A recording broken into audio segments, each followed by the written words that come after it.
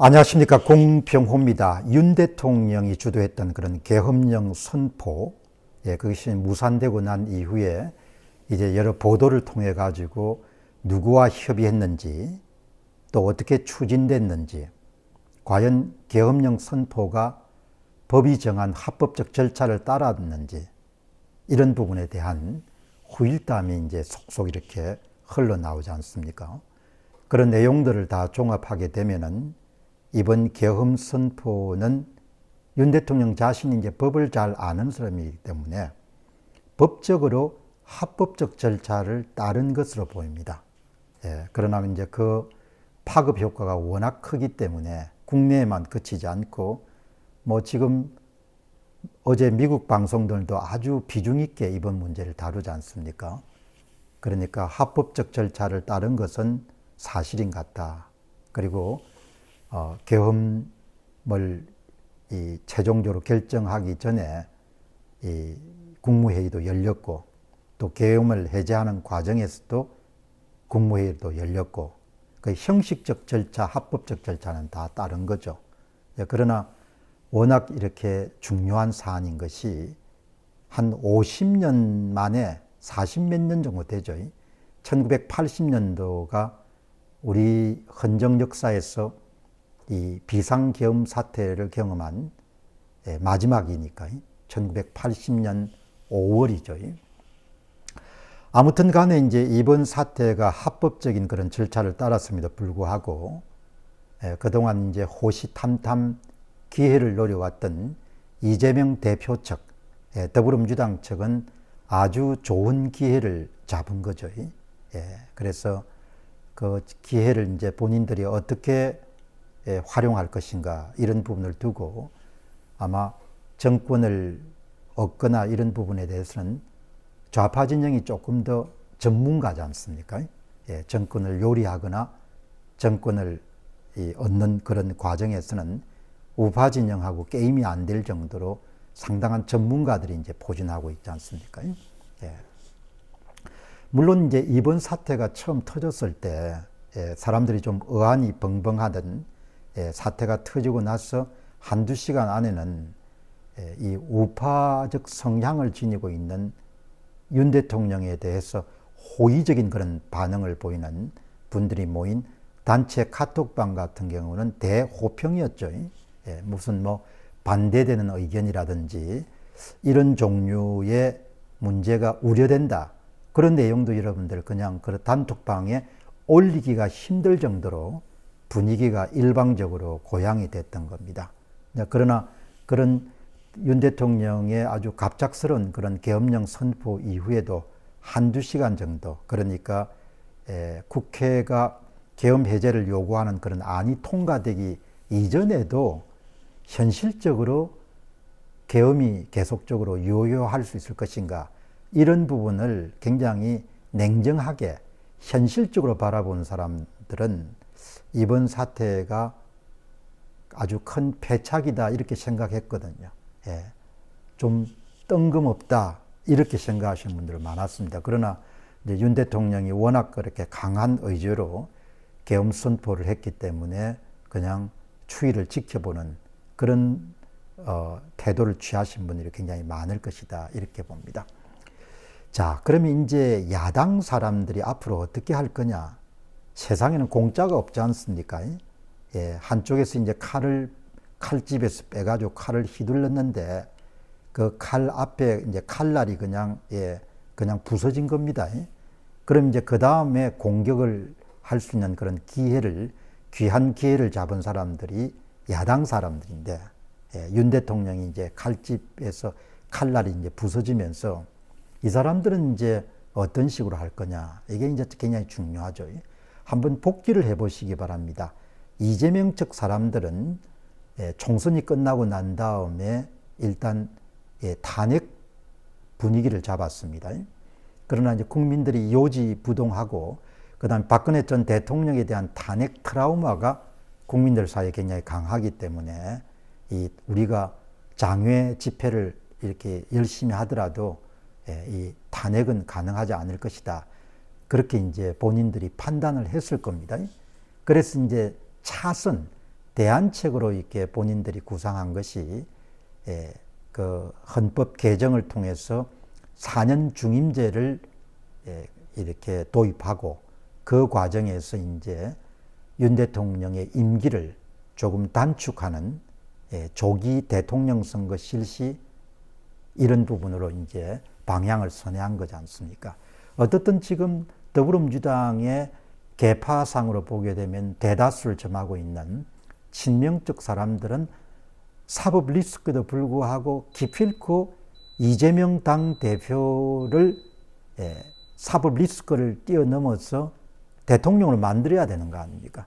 대통령을 만들기 위해 가지고 현재 진행되고 있는 이재명 당대표와 관련 그런 다양한 사안들이 1심, 2심 정도가 진행되고 그 다음에 대법원의 최종심은 2027년도 대통령 선거가 끝난 이후에 모든 것이 최종심이 이제 이어지는 이제 그런 결과를 향해 가지고 모든 그런 당력을 지금 이렇게 결집해서 이제 퍼붓고 있는 거지 않습니까? 이제 그런 면에서 보게 되면 이번 사태는 상당히 호재에 해당하는 거죠. 그러니까 4년 중임제 헌법 개정을 통해서 조기 대선을 실시할 수가 있으면은 그만큼 이재명 당대표의 대통령 만들기란 프로젝트가 본인들이 원하는 것만큼 탄핵을 통해서 조속한 시간 내에 대선을 치르는 것보다도 좀 미흡하지만 그럼에도 불구하고 일단 이재명 대표의 대통령 만들기 프로젝트에는 성과를 낼 수 있는 안인 거죠.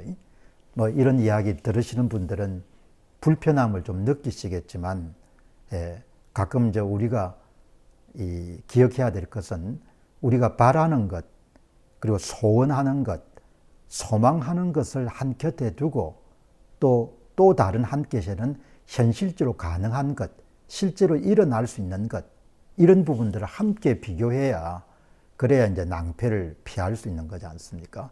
이제 압축하게 되면은 이제 야당 사람들은 탄핵안을 밀어붙여 가지고 특히 국민의힘의 내분을 유발한 다음에 한동훈 계보에 있는 사람들의 협조를 얻어서 일단 탄핵안을 통과시키고 그 다음 이제 헌법재판소에 또 이제 하나의 큰 관문이 있죠.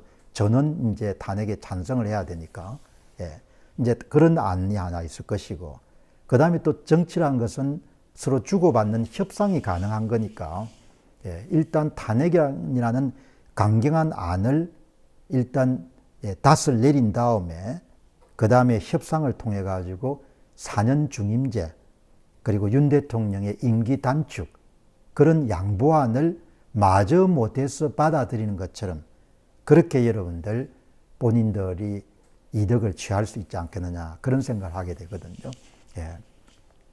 그리고 이제 국힘당 내부에서는 뭐 이런 생각도 할 겁니다. 윤 대통령이 이제 물러나게 되면은 이제 그 다음은 우리 한 대표가 유리하다, 젊고 이러니까 그렇게 꿈을 꾸는 사람들도 있을 겁니다. 뭐 꿈이야 꾸는 것은 자유로운 거니까 이제 그렇게 할 수도 있다 생각이 들고 그러나 이제 제가 정치 전문가는 아니지만 2020년도 총선이 끝난 이후에 한국의 선거를 아주 뭐 거의 손에 꼽을 정도로 열심히 선거 문제를 분석해 왔고 그 다음에 급기야야 2020년 이후 선거뿐만 아니고 지난 10여 년 정도의 모든 공직선거를 다 이렇게 검토한 결과 죽었다 깨어나도 국힘당 사람들이 대통령이 되거나 하는 것은 불가능한 것 같다. 그렇게 생각됩니다. 이제 그렇기 때문에 이제 오늘 방송을 보시는 분들이 전망과 관련해서는 생각이 좀 다른 분도 계시겠지만 저는 한국의 식자층들이 대부분이 가장 숨기고 싶고 가장 중요한 문제에 대해서 침묵하거나 은폐하거나 방조하기 때문에 항상 한국 사회의 현안과 미래에 대해서 오판을 하고 있다 이런 생각을 갖고 있거든요. 어차피 이제 윤 대통령이 탄핵안이 통과되든지 아니면 4년 중임 임기 단축안이 통과되든지 간에 그 동네 사람들이 이제 장기 집권을 하는 거죠. 장기 집권하는데 뭐 국힘당의 좀 젊은 사람들은 우리에게도 이익이 돌아올 수 있을 것이다. 그렇게 해서 이제 야당이 주도하는 그런 내분에 동참하는 분들이 나올 겁니다. 왜냐하면 인간이란 것이 이익에 따라 움직이는 것이고 또 이제 한국의 정치인들은 좀 더 민감한 거죠. 시야가 좁고 협속하고 그다음에 시계 자체가 아주 짧은 겁니다. 그래서 그냥 이익에 따라 가지고 시류에 편성해 가지고 본인들의 의사결정을 내릴 가능성이 높기 때문에 아무튼 간에 윤 대통령은 이런 계엄령 선언이라는 선포라는 그런 선택을 했기 때문에 이제 비용 청구서를 손에 쥐어야 될 그런 이제 시간이 다가오는데 윤 대통령을 열렬히 이렇게 옹호하시는 분들은 뭐 천부당 만부당 하는 일이다 이렇게도 생각할 수 있지만 그러나 세상에 그냥 건너뛰는 법이 없지 않습니까? 칼을 가지고 상대방을 찔렀는데 칼이 실수로 앞이 다 부서졌는데 상대방이 그냥 가만히 있겠습니까? 그렇게 생각하게 되면은 대략 합리적으로 앞으로 진행될 수 있는 윤 대통령이 치료해야 될 비용 청구서를 예상을 해볼 수 있다. 이렇게 정리할 수가 있겠습니다. 감사합니다.